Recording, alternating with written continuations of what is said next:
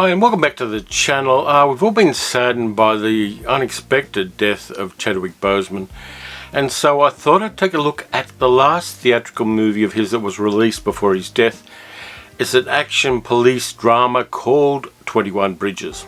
They told me you were the guy who kills cop killers.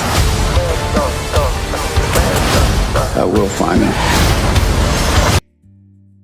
It's a feature film debut of Brian Kirk, the director, who also directed a lot of episodes of Game of Thrones and other things, so he's got some background there, but this is his first theatrical film. It was also produced by the Russo brothers, who directed the last two Avengers movies.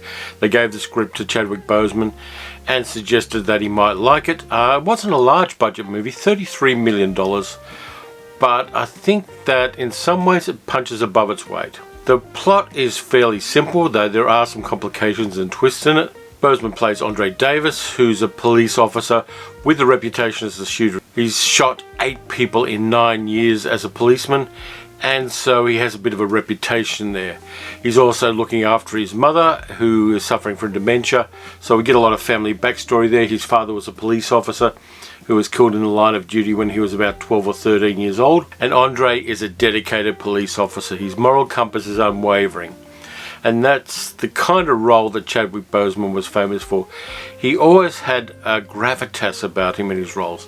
Andre's on duty one night when 8 police are killed in a cocaine robbery gone wrong. 2 criminals, Ray, played by Taylor Kitsch, who you might remember from the John Carter movie a few years ago, and Michael, played by Stephen James, who is a great actor. I really like the things he does in this movie and the way he does them. They are ex-military and they decide to rob a restaurant where cocaine's being held. They expect about 30 to 50 kilos of cocaine there. They get there and suddenly find out there's 300 kilos there, and a bunch of cops knock on the door, and the 2 robbers shoot 8 of them and escape. Andre thinks it through as he gets on the scene and realizes that they have to go to Manhattan from Brooklyn, because Manhattan's the only place where you can get rid of that much cocaine in a quick time and get away. So he immediately orders the lockdown of Manhattan Island from about 1:30 in the morning till 5:30. He's got that window to find these guys and to grab them. There are a few complications there. There's a precinct Captain McKenna, played by J.K. Simmons, who is incredibly angry that 8 of his people have been killed. He gives Andre an assistant, one of his drug expert detectives, played by Sienna Miller, and they then travel to Manhattan, which is locked down, and track down the 2 criminals. But there's a complication, and I'm not going to tell you what the complication is because it is quite interesting. Now, this movie does a number of things really well. First off, it gives us a very clear idea of who the protagonist is right from the start. We know who Andre is, what he is, and why he is. And that's really useful. And Boseman does a good job of using quietness and stillness to convey the character. He doesn't have to be bombastic, he doesn't have to be over the top. He is sure of himself, he is sure of what he knows. He is calculating and precise. The next thing it does really well is the violence in it is realistic. The gunplay and the weapons are all accurate. The effects of gunshots and other injuries are accurate, and the psychological impacts of violence are accurate. The 2 guys rob the restaurant and then get away after killing 8 cops. Michael pauses the car and pukes in the gutter because he has just been part of 8 people being killed, and there is a psychological impact on that. There is a realism about this movie that is really useful and really shows that the makers of the films have thought it through. The direction is great. One of the things that first-time feature film directors can do in some cases is be a bit smarty pants, but this is a good, solid job of directing. Every time there is violence, you know exactly where everybody is and what they're doing. The stunt work is fantastic. The action is exciting, and it just works at a number of levels. The other thing this movie is a morality play in some ways. There are no goodies and baddies in a very black and white sense. Everything that happens bad to a person is because of bad choices they make. There is an argument that Taylor Kitsch's character Ray has some mental illness and some very, very deep psychological issues, but apart from that, all of the bad things that happen are because of bad choices. And that's particularly demonstrated when they go and see a hacker who launders the money for them, played by Alexander Siddig, who you might remember from Deep Space Nine. he makes some bad decisions that ultimately are very bad for him because of a certain arrogance and because he thinks the situation is one thing when it is actually another.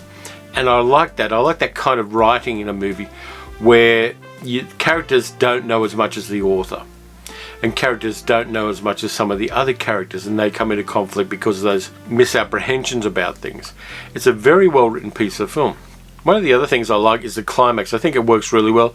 It gives actors a chance to really show their chops. This is a movie that in some senses recognizes the potential of America as being a country on the brink of becoming a failed state.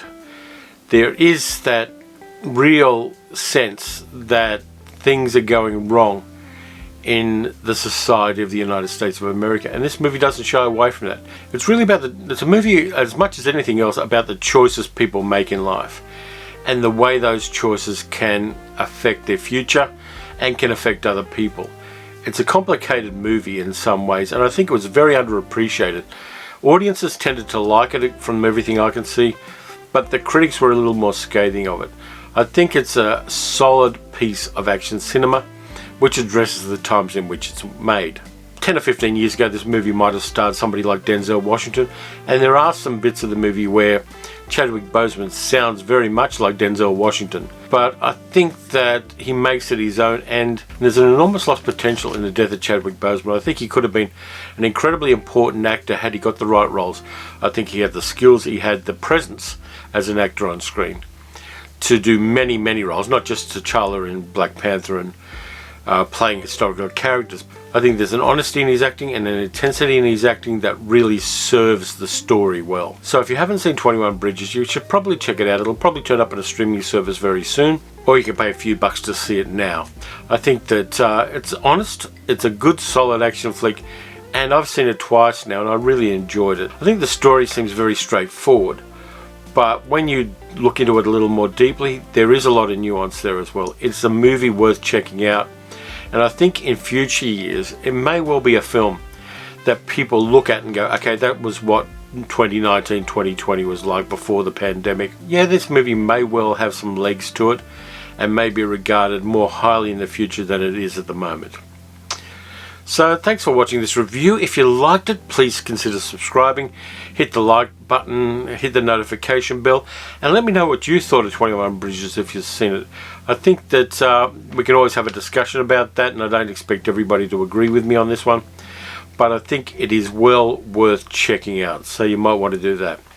In the meantime, look after yourselves, wear a mask if you have to, follow the science, take care, watch some good movies, watch some bad movies, watch some movies that you might not watch otherwise, and I'll see you next time.